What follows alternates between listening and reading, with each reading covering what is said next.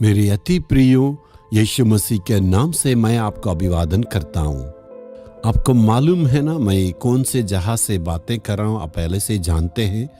1945 में जैसे विश्व की महायुद्ध, दूसरा महायुद्ध होने के वक्त 7.5 करोड़ लोगों का विनाश हुआ। लगभग 2 करोड़ सैनिक लोगों का मृत्यु हो चुका था। लगातार घमासान युद्ध हो रही थी। एक तरफ इतना युद्ध को कैसे रोकना है चाहते थे, लेकिन जापान युद्ध को आगे बढ़ा रहा था।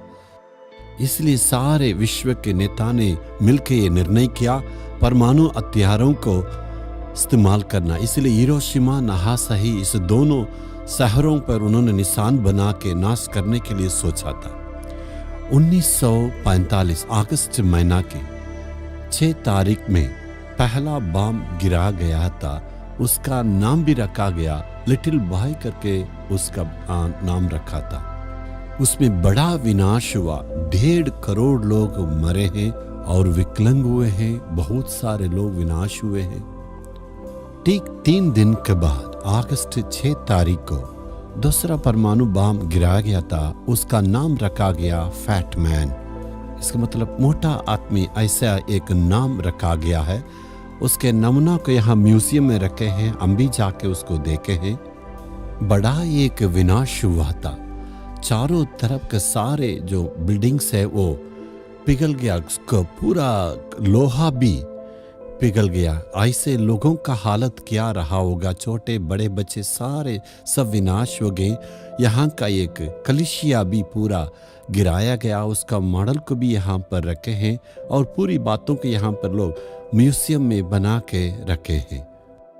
उस वक्त में इस स्थान पर कम से कम 2 लाख से ज़्यादा लोग रहे। उसमें 75,000 के ज़्यादा लोग मर के ख़त्म हो चुके हैं, सब विनाश हो गए हैं। और 75,000 से ज़्यादा लोगों का शरीर घायल किया गया है। बहुत ही दयनीय स्थिति में लोग आ गए हैं। उस युद्ध में उस बम गिराने के बाद उस दूसरा महायुद्ध का अंत आया। इतिहास गवाह है, करोड़ों लोगों का जीवन उस युद्ध में खत्म हुआ। इस 80 साल के युद्ध में तय किया गया इसके बाद कोई भी परमाणु हथियार को कोई इस्तेमाल नहीं करना है। उसके बाद यूएन काउंसिल बैठा है और सारे देश में इसमें तय किया है कोई भी परमाणु हथियार नहीं बनाना, लेकिन सब लोग बना के अभी अपने पास रखे हैं। इसके बाद नाइट्रोजन बड़े बड़े हथियार को भी बना के, विनाश करने वाला हथियारों को बना के सारा देश रखा है। ये सब विनाश की बातें दुनिया तैयार करके रखा। ठीक है, आज परमेश्वर का वचन हमारे लिए क्या कहता है।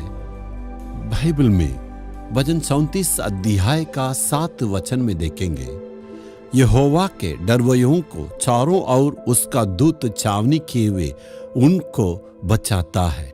क्या आप प्रभु को डरते हैं? तब परमेश्वर अपने स्वर्गदूतों के द्वारा आपको रक्षा करेगा। मैं जहाँ कहीं भी जाता हूँ स्वर्गदूतों की उपस्थिति को मैं महसूस करता हूँ। जहाँ कहीं भी यात्रा करता हूँ मैं प्रभु को स्तुति करता हूँ, हे प्रभु तूने मेरे लिए स्वर्गदूतों को भेजा है, इसलिए मैं आपको धन्यवाद देता हूँ। कार में, ट्रेन में या फ्लाइट में, बस में, कैसे भी मैं यात्रा करता हूँ, प्रभु तू अपने स्वर्गदूतों को भेजा है, इसलिए मैं आपको धन्यवाद देता हूँ।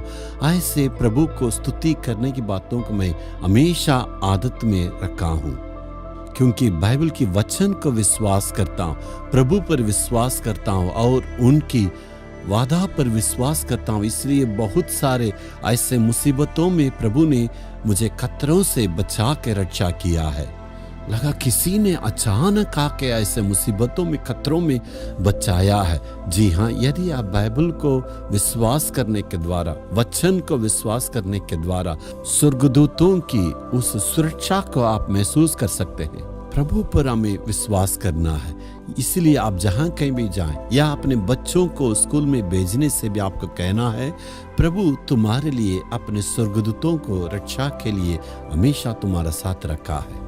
स्वर्गदूतों को हमें दंडवत नहीं करना है, उनको हमें आराधना नहीं करना है, परमेश्वर को ही सिर्फ आराधना करना है। परमेश्वर ने हमारी रक्षा के लिए उस स्वर्गदूतों को हमारे पास भेजा, इसलिए प्रभु तू मेरे लिए स्वर्गदूतों को भेजा, धन्यवाद। ऐसे प्रभु का हमें स्तुति करना है। यदि आप इसे विश्वास करने से हमेशा परमेश्वर की सुरक्षा में आप रहते हैं, उसको आप महसूस कर सकते हैं। जरूर विश्वास करें, परमेश्वर अपने स्वर्गदूतों के द्वारा रक्षा करेगा और आगे भी रक्षा करते रहेगा। लेकिन परमेश्वर के लिए हमें डरना चाहिए। हम नहीं करेंगे, शराब पिएंगे, शराब की दुकान में प्रभु तू मुझे रक्षा करना, ऐसे कहने से प्रभु स्वर्गदूतों के द्वारा आपको रक्षा कभी नहीं करेगा। जो परमेश्वर के लिए डरते हैं, अपने जीवन को पवित्रता में रखते हैं, उन सारे लोगों के लिए सिर्फ ये सुरक्षा को प्रभु देते हैं। अर्पण से करेंगे, हे प्रभु तूने मेरे सुरक्षा के लिए स्वर्गदूतों को रखा है, मैं आपको स्तुति करता हूँ। मेरी रक्षा के लिए तूने अपने स्वर्गदूतों को रखा है, इसलिए स्तुति करता हूँ। आज भी वे मेरे साथ लगातार रहते, इसलिए मैं स्तुति करता हूँ। मेरी रक्षा करते हैं और मेरे साथ रहते, इसलिए स्तुति करते हैं प्रभु जी। यीशु के नाम में आमीन आमीन।